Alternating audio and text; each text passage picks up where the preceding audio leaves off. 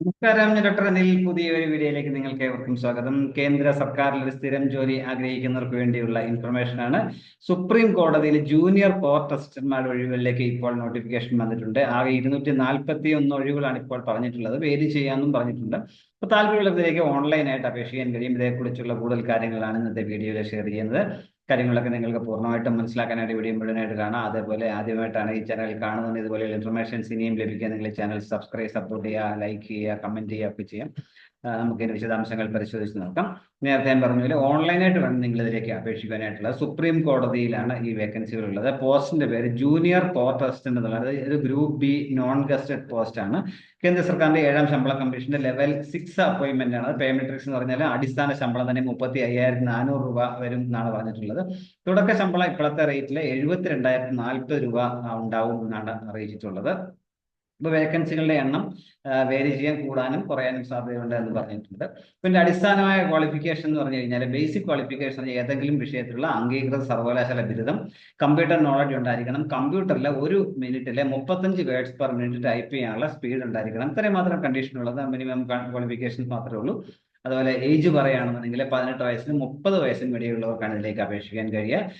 അതേപോലെ SC/ST കാരുള്ളവർക്ക് 5 വർഷവും, OBC non criminal ആയിട്ടുള്ളവർക്ക് 3 വർഷവും ഉയർന്ന പ്രായപരിധി ഇളവ് ലഭിക്കുന്നതായിരിക്കും.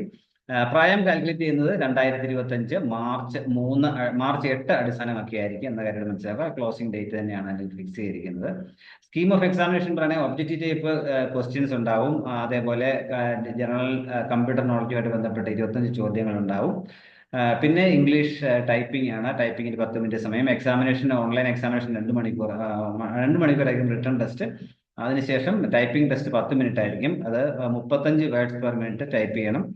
അതിനുശേഷം ഡിസ്ക്രിപ്റ്റീവ് ടെസ്റ്റും ഉണ്ട്. അതിൽ 2 വേർഡ്സ് ആണ്. ഇംഗ്ലീഷ് ലാംഗ്വേജ് ഒക്കെയുള്ള ടെസ്റ്റ് ആയിരിക്കും അത് എന്ന് മനസ്സിലാക്കുക. അതിനുശേഷമായിരിക്കും ഇന്റർവ്യൂ ഉണ്ടായിരിക്കും എന്നാണ് പറഞ്ഞിട്ടുള്ളത്. അപ്പൊ ഇതിലേക്ക് എങ്ങനെ അപേക്ഷിക്കാൻ പറ്റും നമുക്ക് നോക്കാം. സുപ്രീം കോടതി വെബ്സൈറ്റ് ആയ www.sci.gov.in എന്ന സൈറ്റ് വേണം നിങ്ങൾ അപേക്ഷിക്കാനായിട്ടുള്ളത്. ഓൺലൈനായിട്ട് വേണം അപേക്ഷിക്കാനായിട്ടുള്ളത്. അപേക്ഷാ ഫീസ് ഉണ്ട്. ജനറൽ കാൻഡിഡേറ്റ്സിനും OBC കാൻഡിഡേറ്റ്സിനും ഒക്കെ 1000 രൂപയാണ് അപേക്ഷാ ഫീസ്. എന്നാൽ SC/ST കാരായിട്ടുള്ളവർക്കും എക്സ് സർവീസ്മെൻ കാൻഡിഡേറ്റ്സും ഡിസബിലിറ്റി ഉള്ളവർക്കും ഒക്കെ ആണെങ്കിൽ അവർക്ക് 250 രൂപ മതിയാവും. ബാക്കി എല്ലാവരും 1000 രൂപ ഫീസായിട്ട് നൽകണം. ഫീസ് നോൺ റീഫണ്ടബിൾ ആണ്. അത് ഓൺലൈനായിട്ട് തന്നെ യൂക്കോ ബാങ്കിന്റെ ആ പേയ്മെന്റ് ഗേറ്റ് വേയിലായിരിക്കും നിങ്ങൾ പേയ്മെന്റ് അടക്കേണ്ടെന്ന കാര്യം കൂടി ഓർത്തിരിക്കുക. അതിന്റെ ആപ്ലിക്കേഷൻ സ്വീകരിക്കുന്ന തീയതി പറയാൻ 2025 ഫെബ്രുവരി 5 മുതൽ മാർച്ച് 8 വരെ ഇതിലേക്ക് അപേക്ഷിക്കാൻ കഴിയും. അവസാന തീയതി 2025 മാർച്ച് 8 ആണെന്ന കാര്യം പ്രത്യേകം ശ്രദ്ധിക്കുക. അപ്പം അപേക്ഷിക്കുന്നതിന് മുമ്പ് നിങ്ങൾ ഇതിന് ഫുള്ളി ക്വാളിഫൈഡ് ആണെന്നുള്ള തോടെ ഉറപ്പ് വരുത്തിയിട്ട് വേണം നിങ്ങൾ അപേക്ഷിക്കാൻ. അതേപോലെ മനസ്സിലാക്കുക.